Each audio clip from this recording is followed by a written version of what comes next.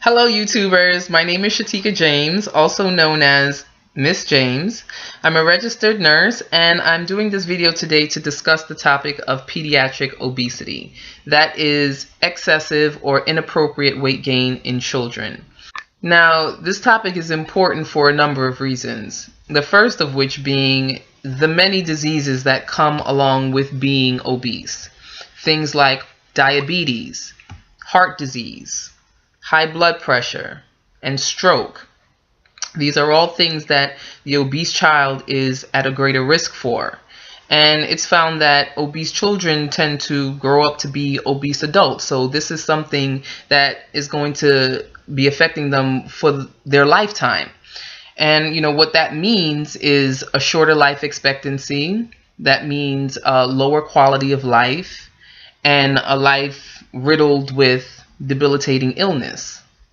So if you're one of those people who found this video doing a search because you're frustrated or you're looking for ideas, just know that you're not alone. This has become a very prevalent issue, and there are a lot of people who are trying to figure out what they can do to halt, prevent, and treat this condition in their children.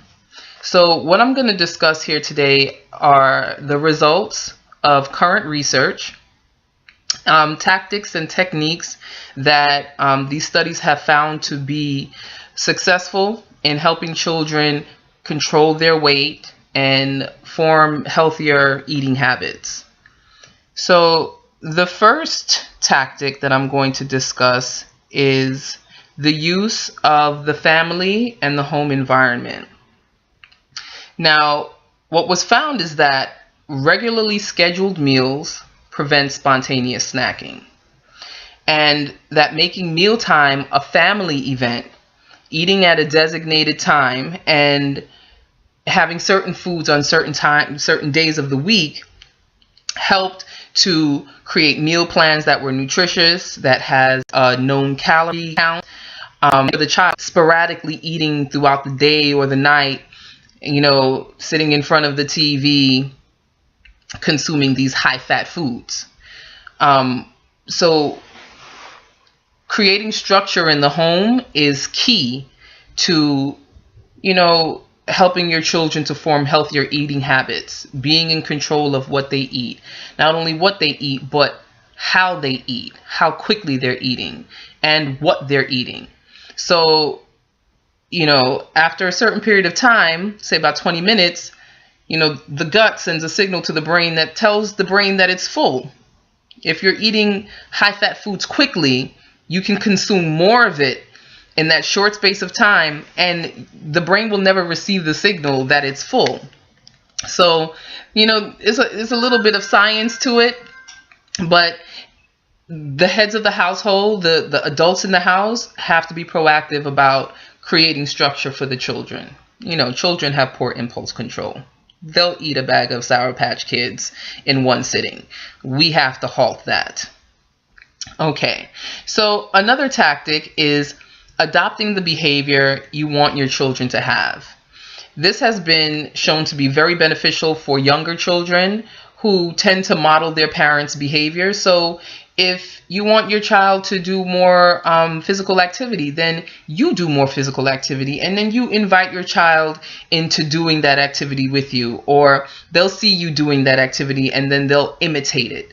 So that was one successful way that they found you could use the family and the home environment to help children eat better and more physically active. Now, for older children, it was found that it was very important for the older child, the adolescent, to really own the regimen, whatever it's going to be. If it's eating certain foods, if it's working out at a certain time, though they may need that close monitoring and guidance initially, they really have to be able to transition to, you know, owning that for themselves and executing it on their own. The children who were able to do that had greater success in the studies that they did. Also important to know that children who experience a family disruption whether it may be a divorce or a separation or, verbal or physical altercations in the home, that these children were at a greater risk for obesity. So some of the factors that came along with that were noted were decreased parental, increased TV watching, differing parenting styles, and lower family income, once that separation has occurred. So, if this sounds like your situation, just know that it can be negatively affecting the eating habits of your child.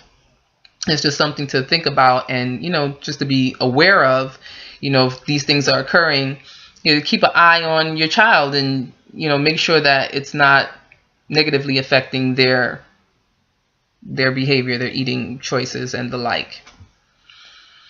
Another area of focus in preventing and treating obesity is increasing physical activity. So it was shown that school-based interventions were the most successful in obtaining weight loss goals for children. So ensuring that your child participates in sport or basic exercise at school is a great safe alternative to, say, going to a gym. Alternatively, you could enroll the child in an exercise program of your choice, or encourage them to play outside more when they're at home. Again, this can become a family affair. It will put the child. Now, I just want to touch briefly on the mindset of the child, as we undertake these weight management tasks. Obstacles to the child's success were found to be feelings of shame, of guilt, a poor self-image. And as we know, children are impressionable, they're self-conscious.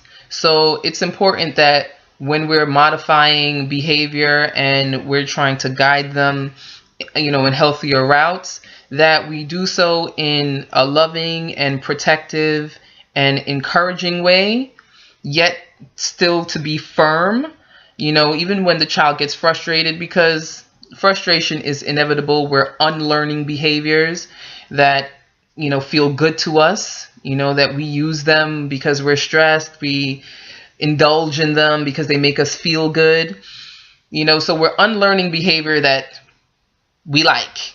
So it's important that when we do that, we're not tearing down the child or making them feel, inadequate or, having a complex about themselves.